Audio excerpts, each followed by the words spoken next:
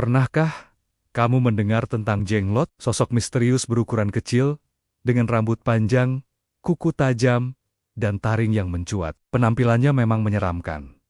Tapi kisah di baliknya jauh lebih bikin merinding. Hari ini, kita akan membongkar misteri jenglot, dari asal-usulnya yang penuh teka-teki, hingga kontroversi yang menyelimutinya. Siap? Mari kita mulai. Jenglot sering ditemukan di tempat-tempat keramat seperti gua, pohon besar, atau bahkan di bawah tanah. Penemuannya selalu menghebohkan. Banyak yang percaya, jenglot adalah manusia sakti dari masa lalu, yang tubuhnya menyusut karena ilmu tertentu. Konon, mereka ini adalah pertapa yang gagal mencapai moksa, sehingga arwahnya terperangkap dalam wujud fisik yang aneh ini. Tubuhnya tidak membusuk, rambut dan kukunya terus tumbuh. Mengerikan bukan? Menurut legenda, para pertapa ini dulunya memiliki ilmu sakti tingkat tinggi. Salah satunya adalah ilmu Batara Karang. Dengan ilmu ini, mereka bisa hidup abadi. Namun, karena suatu kesalahan atau pelanggaran, ilmu itu berbalik menyerang mereka. Jiwa dan raga mereka tidak bisa berpisah.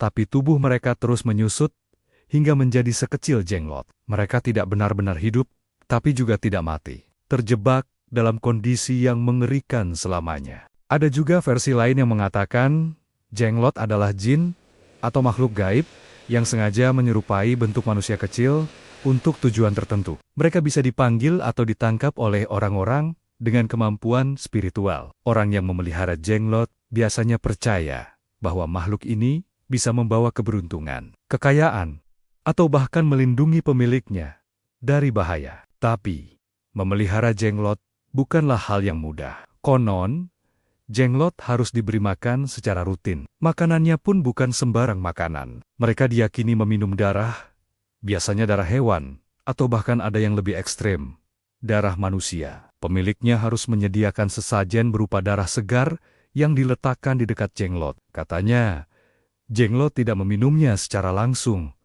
melainkan menyerap saripatinya secara gaib. Jika tidak diberi makan, jenglot bisa marah dan mendatangkan malapetaka bagi pemiliknya. Kisah-kisah mistis ini membuat jenglot menjadi objek yang sangat dicari di dunia supranatural. Harganya bisa mencapai puluhan hingga ratusan juta rupiah, tergantung pada keaslian dan kekuatan yang dimilikinya. Banyak dukun atau paranormal yang mengaku bisa berkomunikasi dengan jenglot dan memanfaatkan kekuatannya untuk berbagai keperluan, dari penglaris usaha, pelet, hingga santet. Namun, di balik semua cerita mistis ini, sains punya pandangan yang sangat berbeda. Banyak ilmuwan dan peneliti yang skeptis. Mereka menganggap jenglot tidak lebih dari sebuah rekayasa atau tipuan. Pada tahun 2008, sebuah tim forensik dari Rumah Sakit Cipto Mangunkusumo di Jakarta melakukan penelitian mendalam terhadap beberapa sampel jenglot.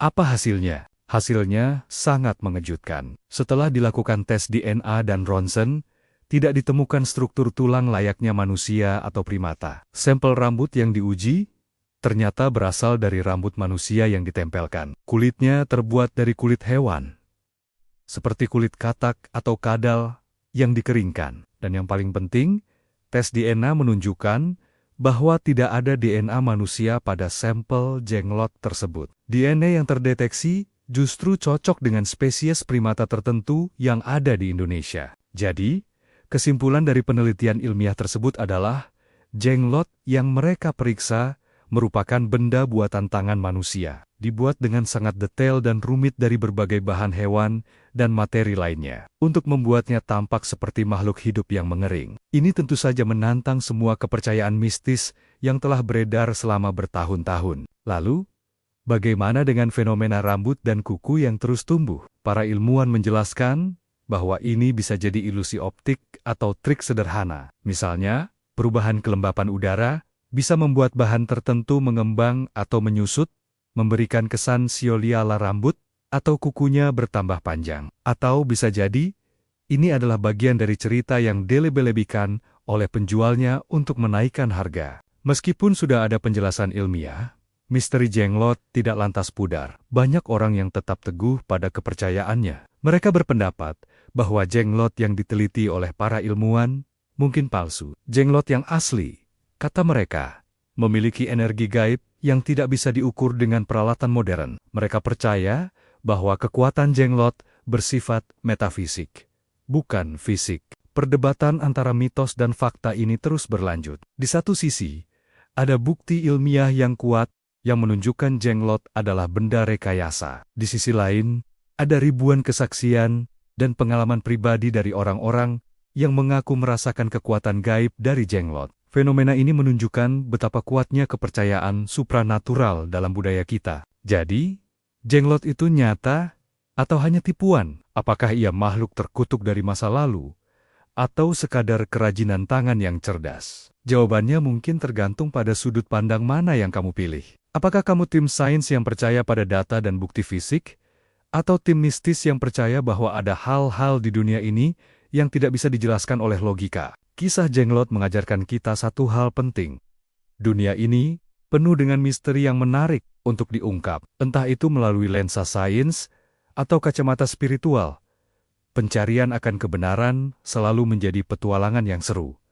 Bagaimana menurutmu? Tulis pendapatmu di kolom komentar di bawah. Apakah kamu pernah punya pengalaman dengan jenglot atau benda-benda mistis lainnya? Terima kasih sudah menonton video ini sampai habis. Jangan lupa untuk like, komen, dan subscribe channel Syafi Muhammad agar kamu tidak ketinggalan kisah-kisah misteri menarik lainnya. Sampai jumpa di video berikutnya.